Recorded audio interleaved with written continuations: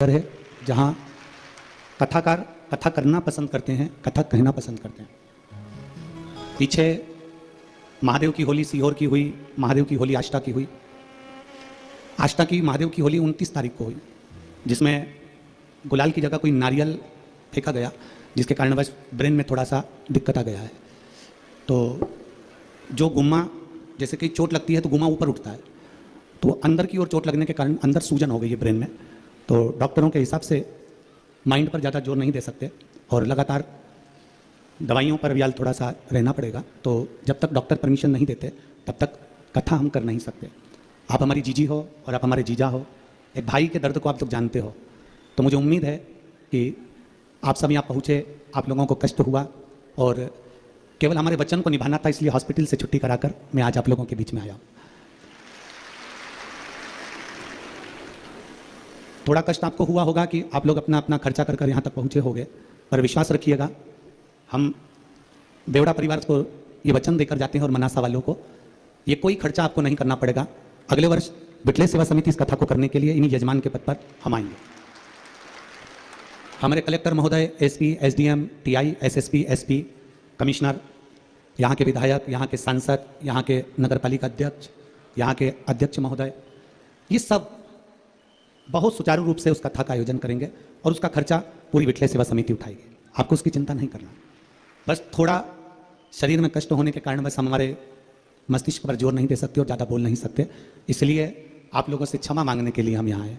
और जितने भी श्रोता भाई बहन आस्था चैनल पर लाइव देख रहे हैं, सोशल मीडिया पर सुन रहे हैं, उनसे भी हम क्षमा चाहते हैं। आप कथा, अगर हमको थोड़ा बहुत भी आराम अगर लगता है तो हम आगे की कथाएं करेंगे, नहीं तो जो कथाएं आगे भी बिलासपुर और काले कोसा छत्तीसगढ़, ये भी कथाएं कैंसिल हो जाएगी। तो शरीर पर, क्योंकि अगर हम पहले भी कथाओं में कहते हैं प्रथम सुख निरोगी काया, तो अगर सुख है शरीर का तो आपको कथाएं आगे मिलती रहेगी और आप बाबा की शरण में रहेंगे। नारियल का प्रेशर थोड़ा तेज था, इसलिए वो चोट अंदर बैठ गई है, जिससे सूजन है, थोड़ा उसमें तकलीफ ज़्यादा हो रही है, जिसके कारण बस आप लोगों से हम क्षमा चाहेंगे।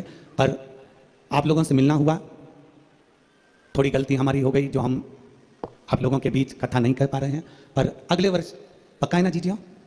जम के तो बोलो, पक्का है ना? और मेरे जीजा जितने बैठे हैं, एक बार जोरदार ताली बजाकर आपकी तरफ से भी पक्का है ना? हम स्वयं आएंगे, स्वयं बिटले सेवा समिति आएगी, यजमान भी यही हमारा देवड़ा परिवार रहेगा, उसमें किसी का खर्चा नहीं, केवल आप लोगों को आकर कथा को श्रवण करना रहेगा। और अभी जितनी संख्या में आप लाखों की संख्या में आए हो, उस अगली कथा में आप प्रथम दिन से ही 5 लाख से शुरुआत करना और इस कथा का लाभ लेना, मना नहीं आप लोग। तो एक बार पुनः फिर क्षमा चाहते हुए मैं अपनी वाणी को विराम देता हूँ। यहाँ प्रशासन ने भी बहुत अच्छी व्यवस्था संभाली है।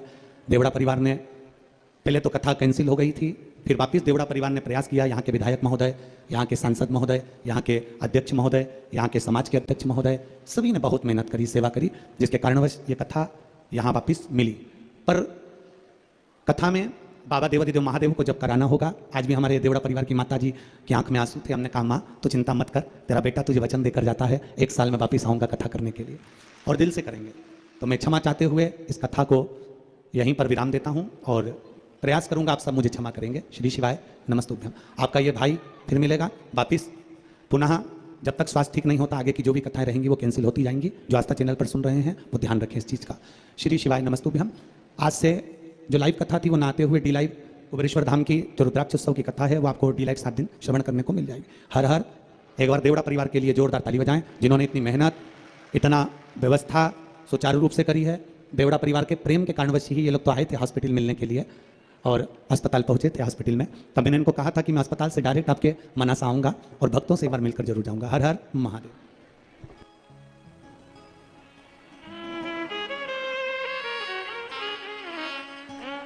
शरण पड़ी मांगू घड़ी